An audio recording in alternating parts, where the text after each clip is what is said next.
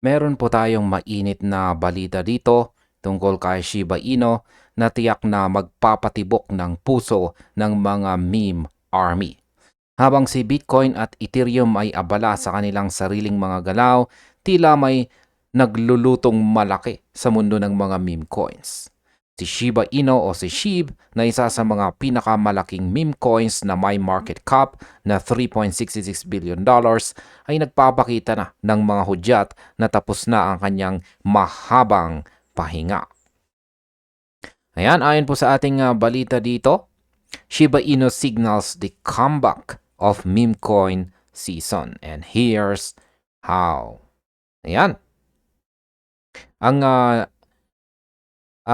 kalalabas lamang po ng network activity, social sentiment at saka price action ni SHIB na nagsasabi po or nakaturo sa iisang direksyon. At yan po ay ang pagbabalik daw ng meme coin season.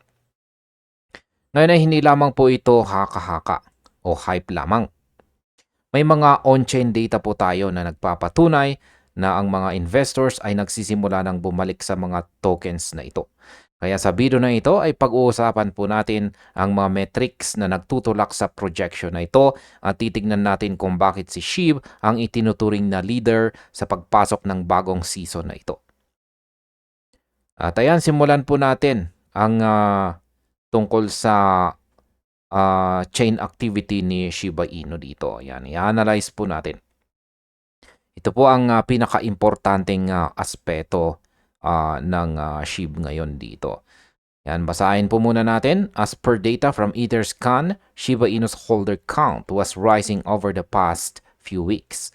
The number of wallet addresses with a non-zero balance rose by 22,000 in 1 week. This took the total to 1.585 million, indicating a shift in sentiment. The surge coincided with a spike in daily trading volume of 18%. Additionally, the total burn SHIB tokens were at 41.08% of an initial supply of 1 quadrillion. The total circulating supply is 585.4 trillion SHIB.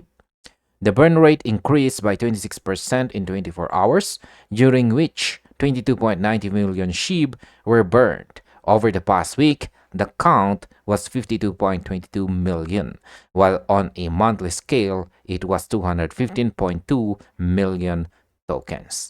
Ayan. Ang mga tao po sa likod ng token, ayan, ay base po sa data mula sa Etherscan, ang holder count ni Shiba Inu ay patuloy na tumataas sa nakalipas na mga linggo. Isipin po ninyo mga ka-crypto, sa loob lang ng isang linggo, nadagdagan ng 22,000 na wallet addresses ang may hawak na SHIB. Dahil dito, umabot na po sa 1.585 million ang kabuuang holders nito. Ibig sabihin, kahit marami po ang nagsasabing meme lamang ito, parami ng parami ang naniniwala at gustong magkaroon ng parte sa SHIB ecosystem. Yan, dito na po papasok ang aking opinion tungkol dito. Napaka-bullish po ng growth na ito sa holder count. Sa loob ng crypto, ang community ay katumbas po ng liquidity. Ang pagdami ng 22,000 na holders sa loob lang ng 7 araw o 7 days ay hindi po biro. Ito ay malinaw na shift sa sentiment ng mga retail investors. Mukhang ang mga tao ay nagsisimula ng mapagod sa mga seryosong projects at bumalik sa kung saan masaya at may potensyal na mabilis na gains. Bukod po sa holder count, nakita rin natin ang pag-angat ng trading volume ng mahigit 18%. Kapag tumataas po ang volume kasabay ng pagdami ng mga holders, ibig sabihin ay may real demand. Kaya masasabi ko po rito ay si SHIB ay hindi na lang basta hype token. Ito ay nagiging isang institutionalized meme coin. Ang 1.5 million holders ay isang dambuhalang kuta na mahirap buwagin. Kapag ang ganitong karaming tao ay sabay-sabay na naging bullish, ang market structure ay siguradong magbabago. Ayan, silipin po natin ang daily chart time frame ni SHIB kung saan ay naglalaro po ito ngayon sa presyong 50 digits 615. Yan, bumagsak po siya ng negative 1.13%. Ayan.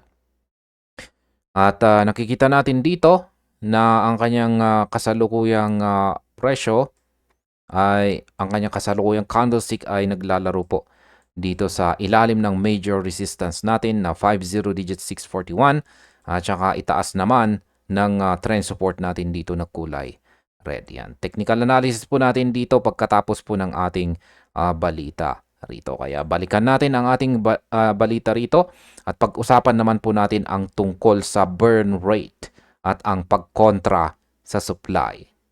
Ayan. Isa sa mga paboritong topic po ng SHIB Army ay ang burning. Sa ngayon, ang kabuuang sunog or na sunog po na SHIB tokens ay nasa 41.08% na ng initial supply na 1 quadrillion. Ang circulating supply naman ay nasa 585.4 trillion na bilang. Ang pinaka nakakagulat na balita po dito ay ang burn rate ay tumalon po ng 26% sa loob lamang ng 24 hours. Kung saan mahigit 22.9 million SHIB ang permanenteng nawala sa sirkulasyon. Sa nakalipas na buwan ay umabot po sa 215.2 million tokens ang nasunog. Sa aking opinyon, ang burning ay ang long-term game ni Shiba Inu. Bagamat marami pa ring trillions ang nasa sirkulasyon, ang bawat milyon na sinusunog ay hakbang patungo sa scarcity. Ang 26% na spike sa burn rate ay nagpapakita ng ecosystem activities gaya po ng Shibarium at saka iba pang utility ay gumagana ng maayos. Sa ekonomiya, kapag bumababa ang supply habang tumataas ang demand, gaya ng nakita nating 22K or 22,000 na mga bagong holders, isa lang ang pwedeng puntahan ng value sa katagalan. Sa tingin ko, ang burning mechanism na ito ang nagbibigay kay SHIB ng edge kumpara sa ibang meme coins na walang limit ang supply. Ito po ay nagbibigay ng deflationary pressure. Bagamat hindi natin mararamdaman ang epekto nito sa presyo overnight o sa loob ng isang gabi, ito ang bumubuo ng floor price ng token. Ang bawat burn ay parang paglalagay ng isang brick sa pundasyon ng susunod na bull run. Kaya ang masasabi ko po ay bantayan po natin ang SHIB burn data. Kapag nakakita po tayo ng triple-digit spike sa burn rate, asahan po natin ang volatility sa presyo. Pag-usapan naman po natin ang meme coin market sentiment dito. Sabi dito, moreover, the total number of social interactions and contributors was starting to turn up across different meme coins. Among them were Pepe, Bonk, Dogwif Hot or Weef, and Fluky, whose price action trends align with the shifting social sentiment. As per Alfractal, SHIB's active social posts spiked to a 6-month high of 4K, while total interactions reached 1.8K.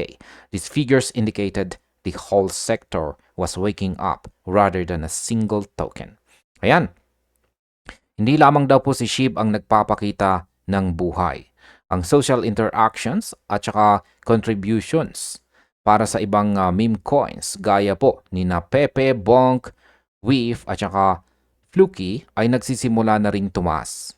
Ayon po sa Alfractal, ang social post para kay SHIB ay umabot na po sa 6-month high na 4,000 post, habang ang total interactions ay umabot po sa 1,800.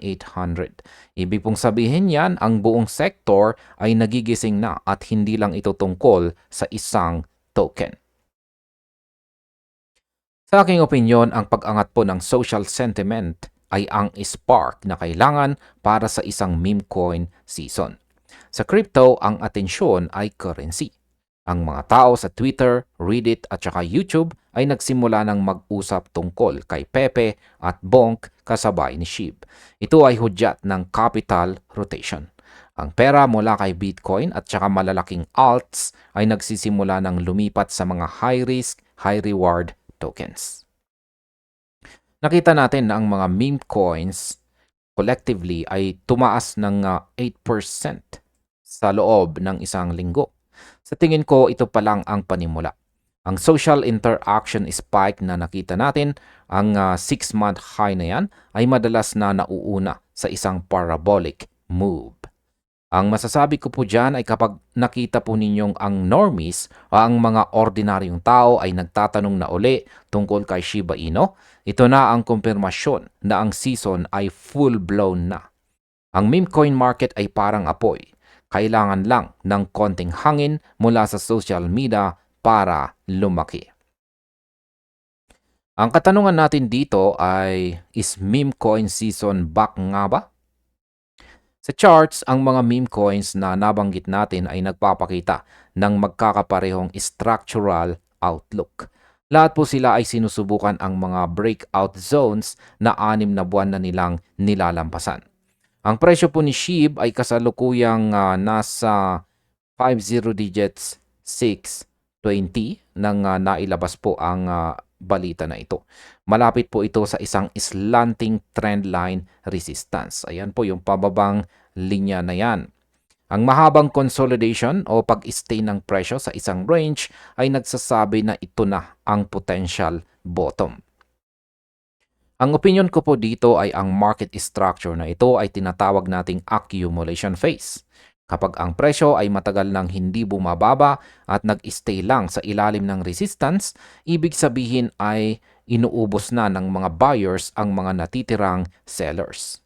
Ang bull bear power o BBP ay green na, bagamat maliit pa ang strength or lakas.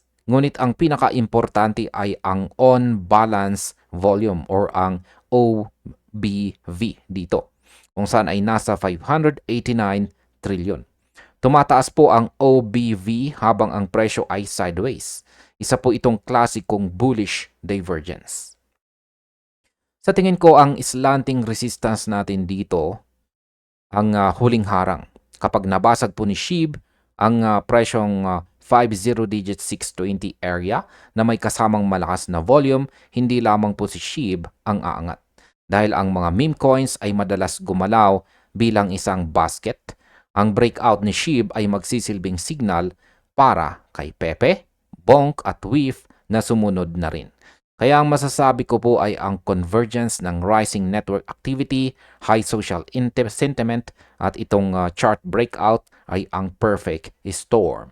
Ang tanging kailangan na lang natin ay isang matinding push mula sa market leader para mag-umpisa ang kompetisyon ng mga meme coins.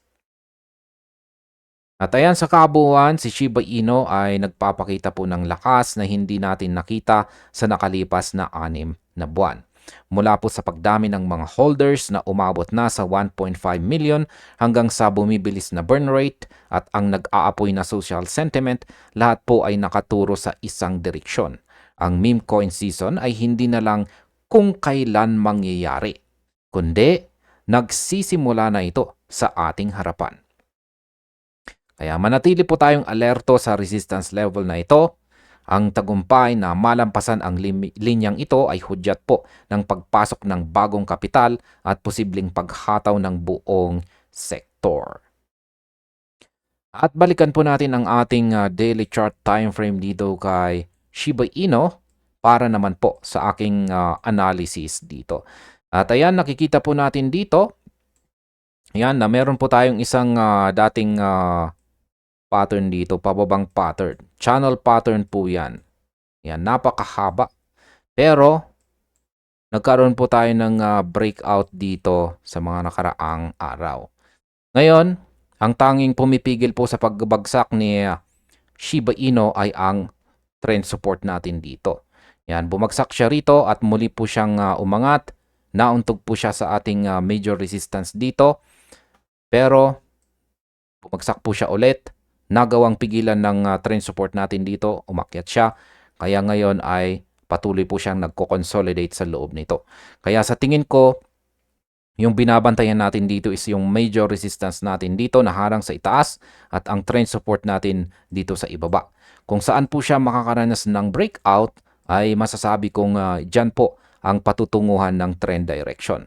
Kaya kung sakali nagkaroon tayo ng breakout dito sa ibaba, masasabi kong baka babagsak po tayo dito sa sunod na major support na 50 digits 511.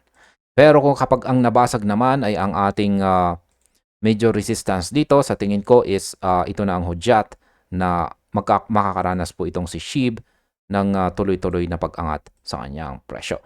At ang unang resistance po natin dito ay isa lang namang minor resistance na nakaabang dito sa 50 digits 706. Pero sa ngayon is wala pa tayong malinaw na signal dito. Mahina pa. Mas nakakalamang po yung bullish momentum natin, pero masasabi kong mahina pa yung bullish momentum natin. Kailangan po talaga na makakita tayo ng breakout. Kaya sa tingin ko sa paparating na araw, kung magpapatuloy po yung ganitong klaseng momentum, is mukhang magko-consolidate lamang tayo dito sa loob ng ating dalawang levels dito. Support at saka resistance levels. Kaya yan po ang aking technical analysis update sa araw na ito para kay Shiba Inu. At hanggang dito na lamang po tayo sa video na ito mga crypto. Marami pong salamat sa panonood.